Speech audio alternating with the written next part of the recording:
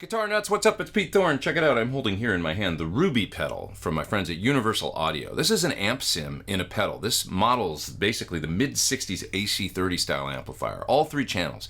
You've got a normal channel in there, you've got a top boost channel, and you also got the Vibrato or Vibe Trim channel, as I think they called it.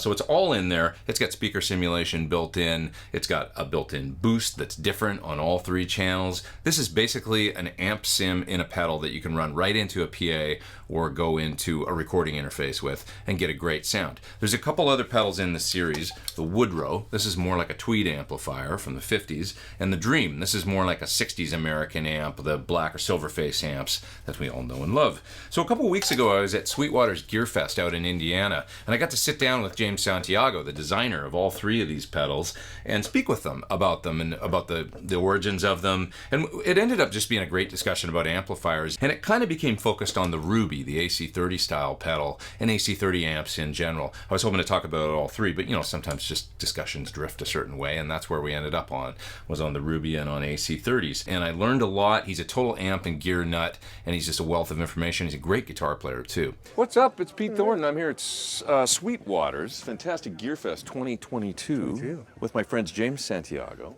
Cory Congilio is going to help us out here and play a little bit today. And we're going to look at these fantastic new UA pedals. We got the Ruby, the Dream, and the Woodrow, right? And then some effects that you guys brought out a few years ago as well, which is a reverb, a delay, and a mod box. Yep. Cool.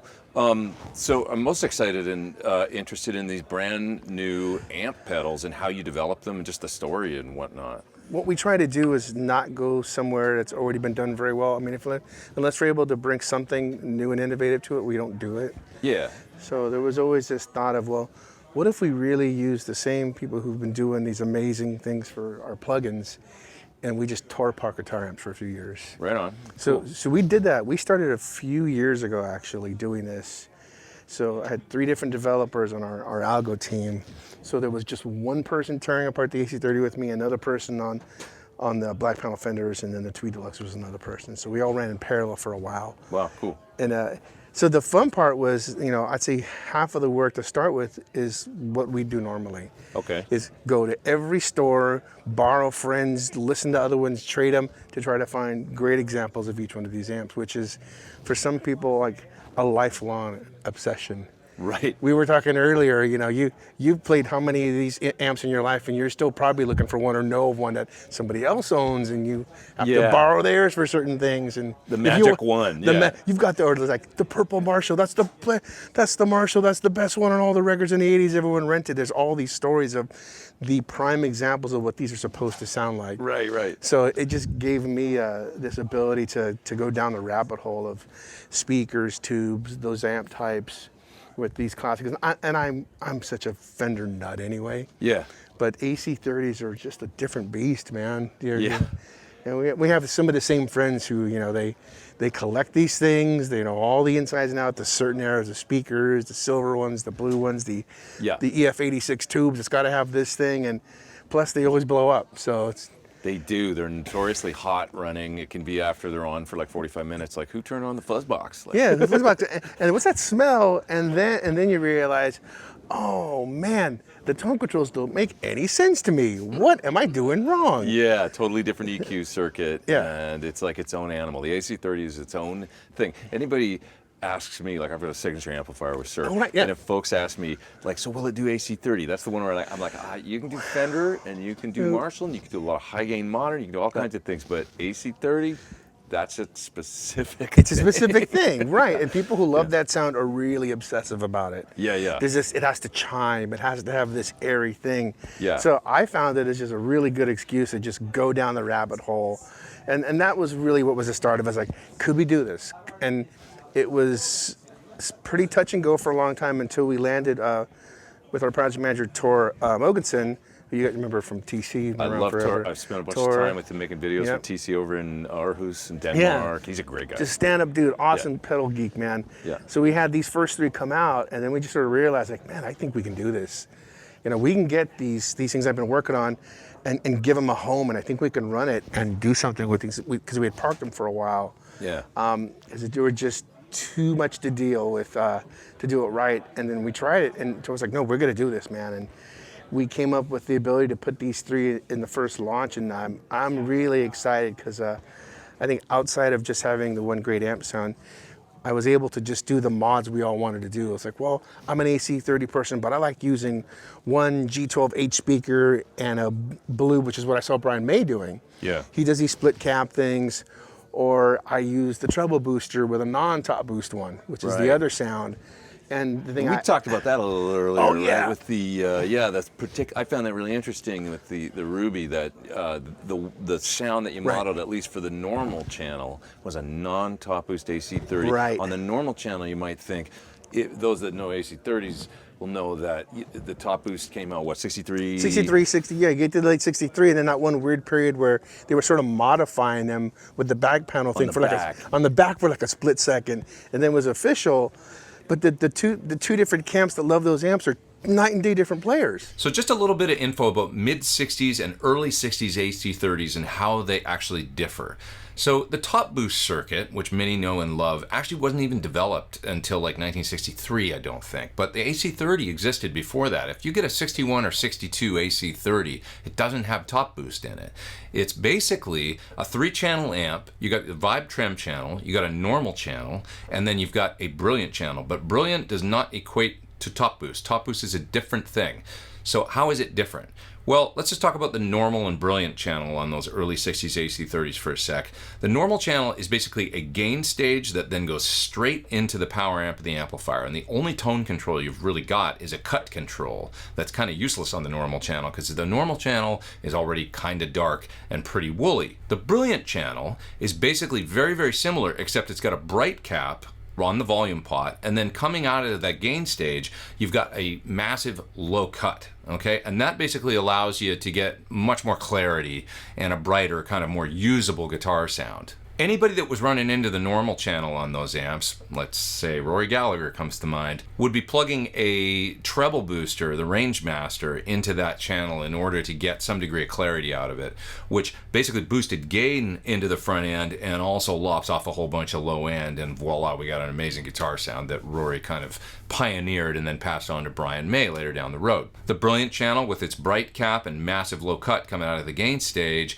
is basically all top end, treble, and mids, and that was a cool usable sound as well. Now, as we get into 1963 or so, guitar players were asking for more gain, more versatility, more top end, I guess, and that's when the top boost circuit was developed. And what that did was add a whole nother tube, basically, to the amplifier and a cathode follower stage with an EQ. Now, the EQ wasn't like a Marshall's, like the Marshalls that came later, but the circuit path becomes much more like the Marshalls that showed up a few years later. You've kind of got a gain stage then that then goes into a cathode follower EQ stage after that.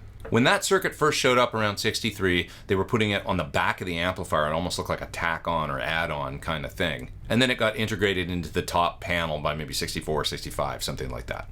That's when you see AC30s with a bass and treble control on them. So in the Ruby, to do the Brian May thing, you've got the normal channel in there, you've got the treble booster built in, and the amp that they actually modeled the normal channel off of was a non-top boost early 60s model. James felt like that was the best sounding example of a normal channel AC30 that they could find. Technically, the normal channel, pretty much for all intents and purposes, is exactly the same between the early 60s AC30s and into the later 60s where we start to see the top boost happen. It's only when you're plugging into the Brilliant channel or the top boost channel of one of those amplifiers that we've got a very kind of different circuit going on. But for whatever reason, James felt like the early 60s example he found to model in the Ruby, specifically on the normal channel, was the best sounding one he could find. Okay, I hope that's clear. And we can straighten this out now. Yeah, the first versions of the amp had no treble and bass control, didn't have the extra gain stage. Yeah. But the thing is, the players who went to that one were correcting it with little germanium fuzz boxes or boosters. Yeah. And I think, as the famous we were talking about, really the Queen sound that we know is a non-top boost early one. And if you ever get a chance to Google Brian May's rig, he doesn't even have those knobs. He takes the knobs out, they're locked down. It's non-top boost with the cut on 10, amp on 10, and there's nothing else going on. It's essentially a gain stage into a power Into stage. a power stage, right? an AL84 power tubes. With no EQ. No EQ, nothing. It's all about that treble booster B and the thing that opens it up. And then as we started researching, I got into Roy Gallagher. Yeah. And then we realized the whole thing, like, well, Roy basically handed this sound off to Brian at some point. He did. He handed him the keys to the castle, and Brian gives him full credit. Which is nice of him, yeah, because really I think we've all heard it through Brian, but then if you, again, YouTube Roy Gallagher, and you see the AC30 non-top boost, you see a little box sitting on top of the amp. Yeah. Cable, Strat, and it is that sound. And it's like you said earlier when we were speaking about it, that the amp turned all the way up by itself is a really bad sound. It's just dark and woolly, and it's kind of like a lightly overdriven, dark, farty sound. But as soon as you put that, the amazing thing is that Rangemaster was like a Band-Aid of sorts. Yeah. Somebody came up with the Band-Aid that, well, here, let's try plugging this into the front of it, and it just made the thing sing and roar. Oh, man. And so it's a happy accident. It is, and it was an unhappy meeting where we sat there going, we can't put the normal channel in without doing the treble booster. Right. You had to do it in the pedal. Because I think it would just be more hurtful than anything to give you that sound, because you can't expect everyone to have those. You know what? It's one of those really misunderstood pedals, because it's not like it just adds a bunch of treble. Right. There's other things going on to it. And right. It's not just an EQ. I get a lot of people say, could you do this with an EQ to graphic and boost? And it's like, well, it's not going to sound like a germanium. No. It's just not the same. And make it worse, again, researching, it's like had to be molared. There's a certain era of those transistors and the OC 80, 44s or 81s, and either one of them. So I went through this whole period of stuff. But that's the fun for me, is to get to go research and even dig out stuff. Like most of my Fenders are all modified, by the way, too. Oh, okay. So, but I think that's everyone that was doing this back then. Like, man, you get more gain out of your Fender amps if you take out the tremolo circuit. Right. And then so that starts moving along, and you're like, well, let me add a middle control in the back of your Bandmaster. Why don't we put a presence control in? Why don't we add a gain? I mean, as you know, you live in LA, you can go to Craigslist and see all these modified Fender, all these things that have been sliced up over the years to get these sounds. And so, but that was fun for me to pull out all my amps and go, man, I got all these mods that I had done. And sure. But again, half of this is the research, because it was one of the fun things is anything you pulled up in here, I have a real life version of somewhere. Okay, cool. Yeah. And you don't find that with a lot of software companies. You can just say, well, it's just a treble boost. Let's just add a treble booster and software, and there you go. Like, no, I spent way too long looking at transistors and putting the real pieces together with the amp. We were going to model and go, does this sound right? Yes. Then you spend another year tearing it apart. Guitar nerds, he's one of us. Oh man, yeah. This is your people. Like an encyclopedia. Totally. If anybody still knows what those are. Passionate about it. I know. No, because you should. The whole point for me is that I do all this now, so I never have to think of it again. Right. Then I can just turn it on and go, that's it. It's like when you set up your studio, when you get your workflow, like, I know with this amp and that setting, I just have it patched in. If I grab this guitar, I'm making music in 3 minutes. Exactly, and that was the beauty of that pedal, was that I went, okay, when I plugged it in, the Ruby, it was like, let's see if I can do this thing with it, because I'd heard you'd modeled the Rangemaster, and let's go to the normal channel, and no manual, I can figure that out, and I dialed it in, and then I tried a few of the different speaker types, and I was like, silver, which would be in real life what I liked, you know.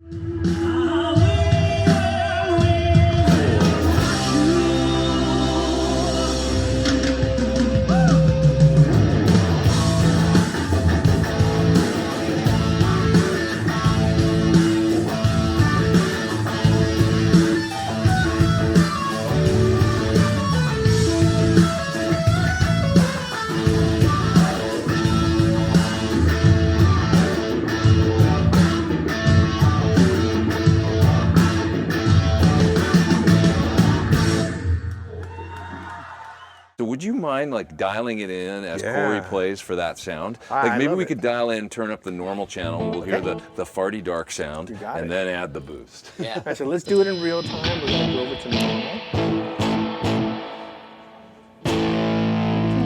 More volume on the pedals. That's there we go.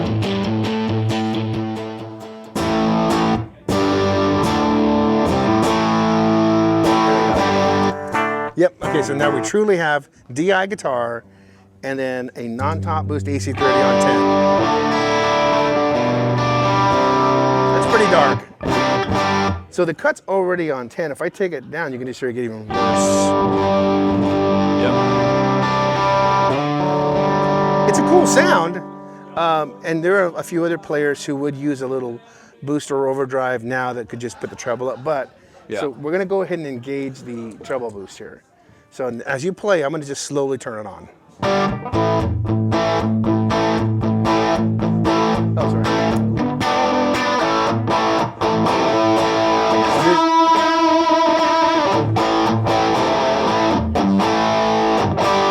Put some room on.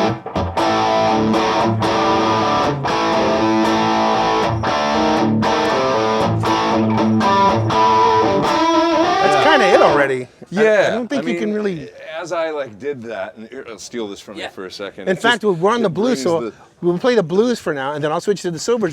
So we're going to triple down on this mid range. Oh, okay. So here's the blue. It just brought in the. Even more. Now, not treble booster. There's no treble booster. Without the boost, Not the boost. Still a cool sound, but so a little bit more. Kind of on 10.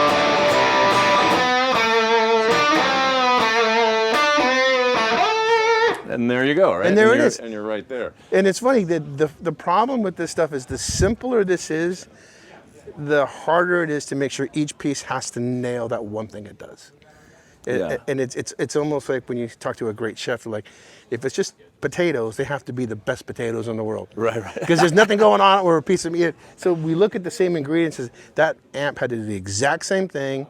Because if it didn't, that treble booster would just sound more terrible in front of it. And it's that whole thing where sometimes you're building a pedal board and you get a couple of pedals, it sounds great, and you add one other thing, it's like, well, now it sounds terrible now. Right. Why isn't this like this? Yeah, sure. The way they interact, impedances or frequencies that aren't really where they're supposed to be. So this was the hardest sound to get right because that treble booster had to have a certain type of weird clipping in it. Mm-hmm. So it's a treble booster, but you're right, it's not just treble. It's its own weird little single transistor fuzz that it's just crappy enough to add something to the signal and open the mid range. So the fact is, 10, cut off, and then you should be able to Bohemian Rhapsody your way into an awesome Queen cover band. Yeah, I mean, it really does that thing well to the point where I did some gigs with Ultimate Queen Celebration with Mark Martel, who's amazing at doing and I was running direct. That's how those guys roll because they travel really light, and it's a challenge. You gotta get a great sound, and I just knew when I dialed that in, it's like this would work absolutely no problem doing that sound for it just ruled, and I put out that quick little video of that thing. And it helps that you can play your ass off. So let's outside of that as well. So if you can play, great then. Thank you, sir. Yeah, because coming honestly, from you, you're amazing. No, dude, I just feel like this is a tough spot to be in to just hand someone a guitar you don't know and to pull up a rig that's not yours and to hopefully still feel like, oh, I'm connecting with a sound. Totally. And that's always those things we have. I'm sure we all have friends who are like, oh, I don't play in public unless it's my guitar and my rig. Right. And I get it. Yeah. But there's something fun about hearing it. Like, oh, I got to try it at least. Right. Some of the most fun jams I've ever done actually are when I don't have my guitar and somebody just hands me. I remember one time I went to a jam and it was like a 335 and I realized I didn't have a pick and I goes, anybody up here got a pick? Yeah. And they hand it and it's kind of high action. You're just like, all right, let's see what this does. And it's like, it's freeing almost. Yeah, there's no baggage that you have to sound like you because you're like, well, it's not my gear, it's not my gig, and you go have fun. You just have fun with it. Totally, yeah. And I think some of this stuff is where I get to have fun. It's like, well, I loved AC30's, but now it's like, well, I have to live this for a few years, and as much as I thought I loved them, like we just talked about, like the level of geekdom I have to get to learn them is a whole level that's like, not going outside for a while. Right. Understood. That kind of funny, but. So that's half. I always think of it as a 50-50. So that's half the sound of this thing. Yep. So the trick is going to be how do we get the other side, which is the big, complex, chord, clean edge of breakup sound. Okay. Well, maybe you could dial that in for us. Right. I'd love to. Okay. So let's take it from scratch. So this is set up for non-top boost Queen stuff. So first thing we're going to do is kill the boost. We'll put it on the Brilliant channel. I'm going to go with the blue speaker. We're going to put the cut halfway, which essentially is just taking a little bit of the top out of more like a presence kind of thing. Yeah. Now, the bass control all the way down that way is actually like scoop. So that's a lot of bass and a lot of treble. So that's the weird backwards one. So as I pull that up, it's going to pull the mid-range up and pull the bass down. So kind of like it around there. this same way backwards, so that's the most treble. I cut just a little bit of that off, put the amp like at 4, and this should be a pretty clean Jangly AC30 already. And there's your chime. Now, That sounds great. you should be able to play like every Tom Petty song there is.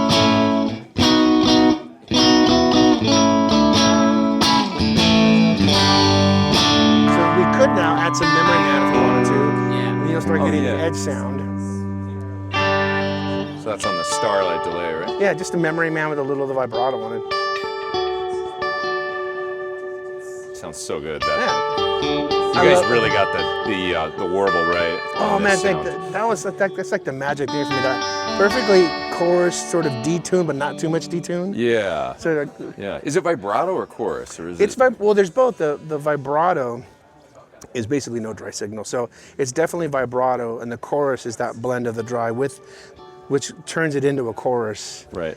I know that didn't. Hopefully that made sense. Because really, like a vibrato is no dry. It's always you're only hearing Yes. the pitch go up and down. And the minute we add dry to that, then things end up sounding like chorus. Like chorus. Yeah. And then we have to start playing chorus Van Halen. Right. Distorted sound. Sorry. There's a whole other path. So if I do that, now do we want to talk about the other trick? Have you changed picks, Cory? Well, I'm already kind of using sort of your scratchy. Yeah, use the thing, scratchy but side, yeah. But give me the light one. Give me the like light. a 0.6 or... I have a super light Herco, actually a Shanks pick. Oh, cool. I still want to hit. So yeah, use that little edgy. Trying to tune with vibrato on, it's always I know. fun. Oh, here. Well, our jam, Okay, I can yeah. put this out of tune. Here. All right, so it's... To get the scratchy, Yeah. I learned that from James. Yeah. There. Using the scratchy side of the pick. Show us the pick. There, up close, so you can see it's got the serrated, and that's what Edge does to get those super jangle AC. Yeah. And there's the bag of picks, which there's the Herdem in here somewhere. Oh, there it is right there. Okay, we can break out the original one too. Now we're gonna have an AB. So there's the original Herdem, which is really AB all picks scratchy. now. There you go. That's Oh my gosh. Yeah. Which will be a very similar thing. Yeah.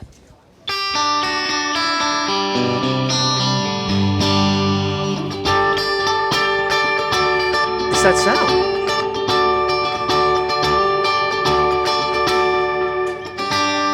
Gotta get used to feeling it, right? Kind of like yank it Yeah, off a little- bit. little- Yeah.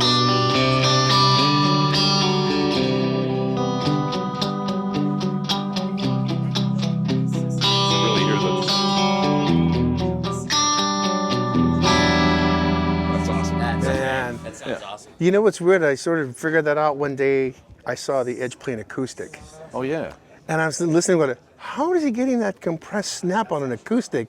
And then my brain went, it's the pick. Because then he saw the pick, like, oh, it makes more sense now. That's cool. And a couple other friends, it's like, dude, you got to have the pick. So, Amazing. So there you go. I guess we should be giving you a pick with each one of these now for the other side of this. I was going to say the boost on this we talked about a little earlier. Like on Yeah. the boost is different on this mode, on the top boost mode, right? Yeah. So, In this case, you know what? I'd seen Brian May with a lot of Echoplexes in his rig over the years. okay. And the thing, which if we talk about Van Halen for a second, you know, when you put those amps on 10, they can oscillate if you don't somehow tame them with the guitar cable, a preamp, an EQ, something to sort of add some capacitance before it gets to the amp. Yeah. So for me, the AC30 can be really strident if you're not careful.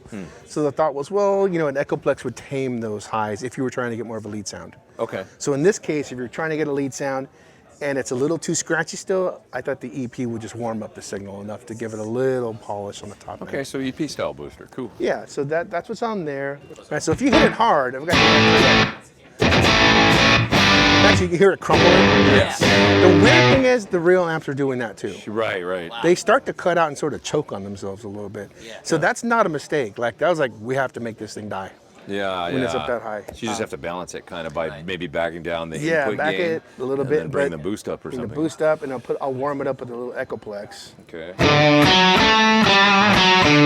you've got a little bit more of a usable top 30.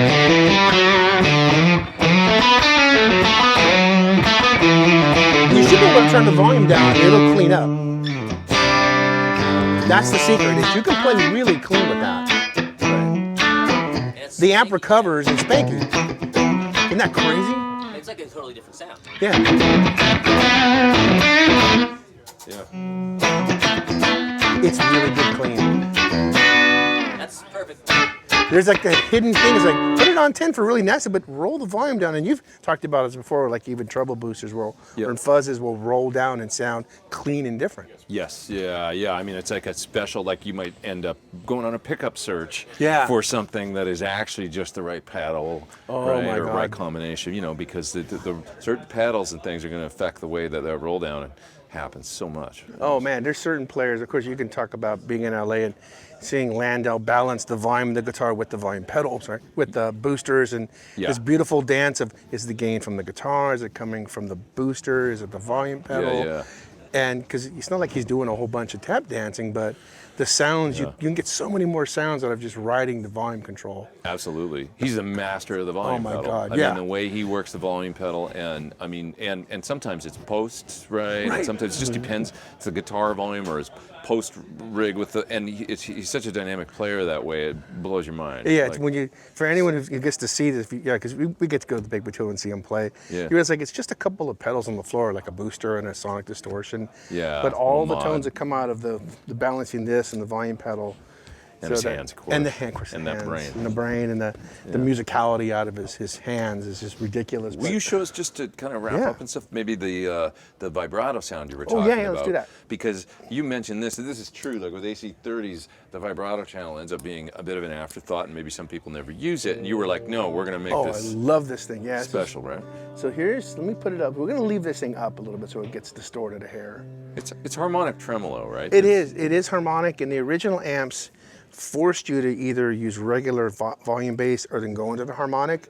So we figured, well, it'd be more fun to let you gradually move from the two positions. So this control here will actually let you morph between the two. Now, as I move the intensity,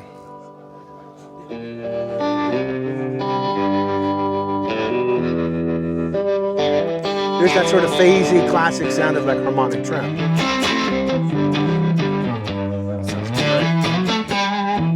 If I go to the other side here, it's going to be straight volume bass chop. Okay. One single chop. And then they'll start, like in the middle, you'll start to hear this, almost like the univibe kind of, you hear that lope to the thing. So my favorite is like 10 or 11. It's this perfect combination of both, and you get a little lope to the whole thing. Okay. It's like, slow it down. And then we're going to hit it with this curve boost. So the curve boost, and you were explaining to me when it comes up, it's actually kind of boosting highs and dropping lows a little, right? Yeah, that was one of the things I don't think I'd mentioned to most folks, is it might be explained as curve boost in one of the manuals. But what it essentially does is these channels were so dark, based on what like the treble booster was doing, was getting more distorted, but sometimes bass content is not good for distortion. So if you can pull a little bit of that out as you're adding the gain, the amp will breathe a little better. It will open up. So as I'm pushing this up, it is getting more transparent gain, but also pulling bass down and adding a little mid-range hump. Cool. And it's almost, you see that concept too, where why does a two screamer work in Stevie Ray's rig? Because a lot of his early rig were black panel Fenders that had no mid-range anyway. So the two screamer just put the mids back. Just filled it in, Filled it in, which sometimes if you have an amp that's already mid-rangey, tube screamers don't work. Right. It's too much. But 100%, yeah, and which is, again, we talk about natural players and those other Nobles. There's a bunch of other pedals depending on your Nobles is a more mid-scooped drive. Right, and so it works. Lumpy bass, really bass heavy, but so it just depends on the application. So this, I'm not sure would work on anything else other than kind of correcting, like you're talking about. We're just course correcting that channel to sound a little better. So I like it all the way up with that sound. Without it, it's nice, but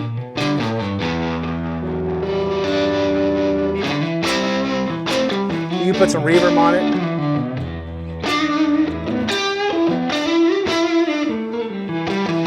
I like the 224. Yeah, I love 224.